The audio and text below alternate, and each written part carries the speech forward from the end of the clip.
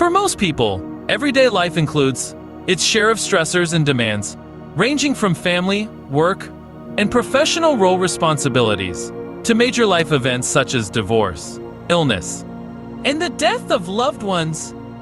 How one responds to such stressors depends in part on the person's coping resources. Such resources can include optimistic beliefs, social support networks, personal health and energy, problem-solving skills, and material resources.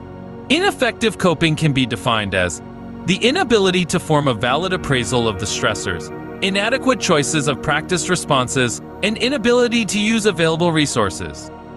Ineffective coping is related to situational or maturational crises, high degree of threat, inadequate opportunity to prepare for stressor, disturbance in pattern of appraisal of threat, inadequate level of confidence in, ability to cope, inadequate level of perception of control, uncertainty, inadequate resources available, inadequate social support, created by characteristics of relationships, disturbance in pattern of tension release, inability to conserve adaptive energies, gender differences in coping strategies, work overload, too many deadlines, impairment of nervous system, cognitive, sensory, or perceptual impairment, memory loss, severe or chronic pain.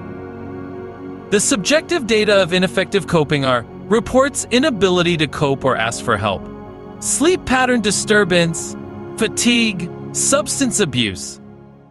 The objective data of ineffective coping are lack of goal-directed behavior or resolution of problem, inability to attend to information, difficulty with organizing information, use of forms of coping that impede adaptive behavior, inadequate problem solving, inability to meet role expectations or basic needs, decreased use of social support, poor concentration, change in usual communication patterns, high illness rate, risk-taking, destructive behavior towards self or others. The expected outcome of ineffective coping are: the patient will assess the current situation accurately. The patient will identify ineffective coping behaviors and consequences. The patient will verbalize awareness of own coping abilities. The patient will verbalize feelings congruent with behavior.